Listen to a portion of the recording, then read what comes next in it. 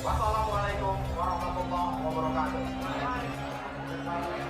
Jadi Baydatum Talibun Walaupun.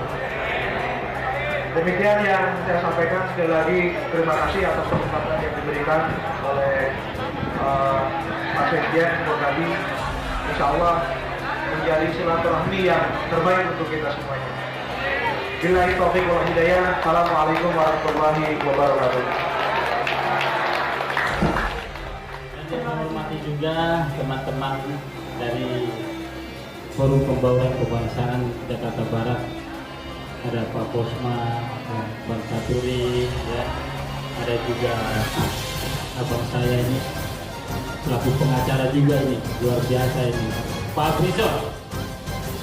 Oke, yang saya hormati juga ada di sini ada Bang Matis, ya, yang sudah sangat terkenal namanya di sinetron dan hadir juga di ceramah kota kita ini Pak Ustadz jadi ya julukannya panggilan yang luar biasa.